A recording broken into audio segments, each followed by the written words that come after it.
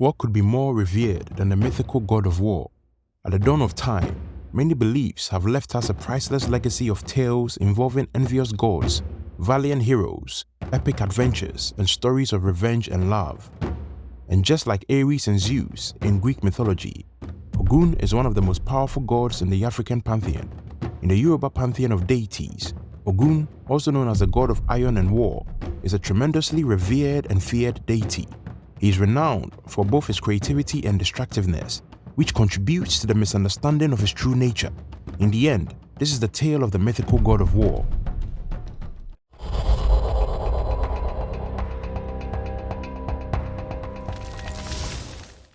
Oh, the grand and glorious tale of the powerful deity Ogun.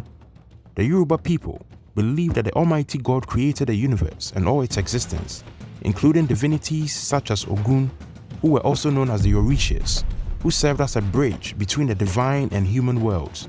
As a matter of fact, there are numerous stories and traditions about Ogun's origin. In Yoruba mythology, Ogun was known as Osinimole, the chief among the divine beings, and was a fearsome hunter who earned his place as a warrior deity of iron. He is among the earliest deities who were said to have come down from the heavens.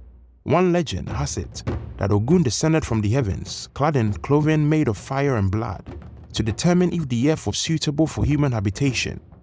Chanted in songs of divinities, with his iron weapon, Ogun cleared a dense, impenetrable path for the other divinities to follow, using his strength to conquer the land.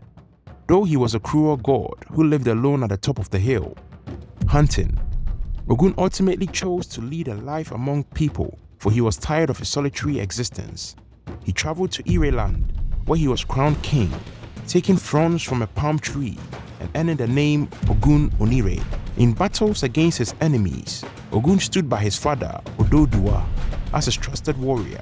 In recognition of his bravery, Ododuwa granted Ogun control over the town of Ire in Ekiti. One day, while returning from a war, Ogun encountered a group of Ire people in Ajo Oriki, where pleasantries were not permitted. Incensed by the lack of palm wine or any form of refreshments, Ogun's rage boiled over and he proceeded to teach the people a harsh lesson. As some fled in terror, others fell under Ogun's sword, beheaded in a fit of rage. Where his anger subsided, Ogun set out to return to Ona Aro, where his people were waiting, only to find that they had moved. On the way back, Ogun encountered one of his people who was feasting on palm wine and a roasted yam.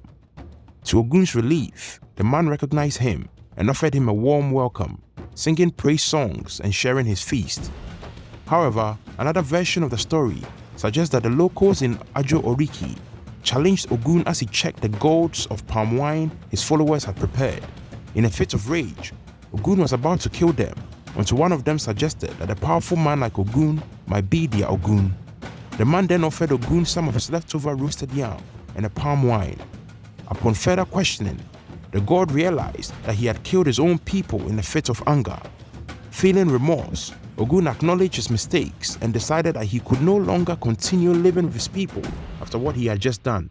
He referred to the man who had offered him the feast as Elepe, the peacemaker, since it was him who calmed him down and caused him to acknowledge his errors, and vanished into the earth, instructing Elepe to call upon him for protection by performing the necessary chants in appeasing him. Ogun, the master of metal and war, also has a deep love for nature. His colors of green, red, and black symbolize both the beauty of the natural world and the power of war, and he is a master of both destruction and artistry.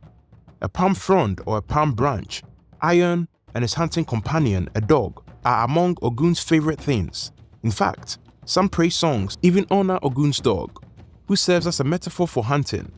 With a character that is described as dog-like, Ogun is direct, protective, forceful, and always on the lookout for danger.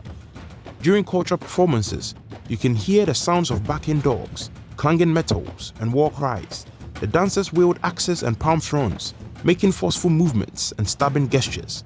The dance patterns tell short stories of Ogun using his weapon to clear a path through the forest and chopping down branches. Watching a performer embody the rhythm and tempos of a deity like Ogun can be captivating. It's like a mini competition for the dancer, offering a chance to showcase their knowledge, creativity, and understanding of the cultural background of the dance. In modern music, tribute is paid to the gods and divinities through their specific rhythms and melodies, inviting the dancer to interpret the movements. Remember, Ogun uses his machete to bring wealth, health, and prosperity, just as he did for the gods in the beginning of time. But if ignored, he may bring about devastating consequences and violent conflicts. He is known to always carry his trusty iron axe, using it for self-defense in the woods and to clear the way ahead. It was with this same axe that he enabled the other deities to enter Earth. This is why Ogun's followers often wear metals such as necklaces or tools to feel his protection and call upon him when needed. The roots of iron smelting and crafting in Nigeria can be traced back to the Nok civilization as early as the 6th century BCE in West Africa. Iron metallurgy was one of the several key advancements that allowed for the rise of centralized territories along the Guinea coast between 1400 and 1600. The metal played a vital role in the formation of several significant kingdoms in Nigeria, including Dahomey, Benin, and the Yoruba kingdoms, particularly Ife and Oyo. With extensive contact between these territories, their religious views regarding the properties of iron and ironworking techniques were aligned. All of these states revered Ogun, the god of iron, as a powerful deity. Beyond being known as the first hunter, warrior, road builder, field clearer, and dynasty founder, Ogun is credited with introducing iron to the world. The iron sword of Ogun is a symbol that represents both civilization and violence. In each of these Nigerian kingdoms, iron held great ritual significance, and the forge served as both a shrine and sanctuary. The anvil was often used as a sacrifice altar for taking oaths. Given a close relationship between ironworking and supernatural forces, smiths were both revered and dreaded. Iron workers were highly valued for their exceptional skills, so much so that they were often in demand and sometimes accompanied armies into battle. This travel between Nigeria's major kingdoms facilitated the transfer of information and spiritual beliefs, further enhancing the cultural connections between them. Ogun, the warrior god, continues to play a significant role in contemporary Yoruba culture and customs.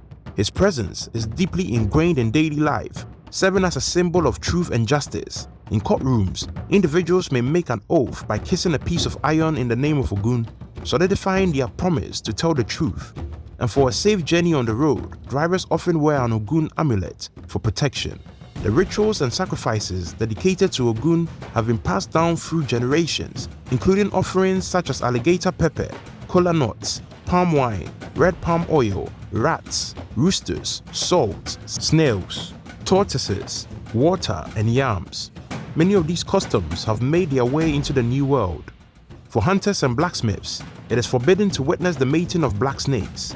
These restrictions are just a small example of the reverence and significance Ogun holds in modern-day Yoruba culture.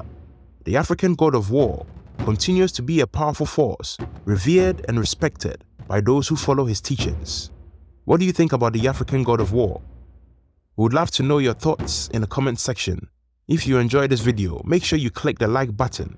If you haven't subscribed yet, ensure you also click the subscribe button, and most importantly, click the bell icon to be notified when a new video is uploaded. Also, feel free to leave a remark if you have any recommendations for videos. Have a great day everyone, and thanks once again.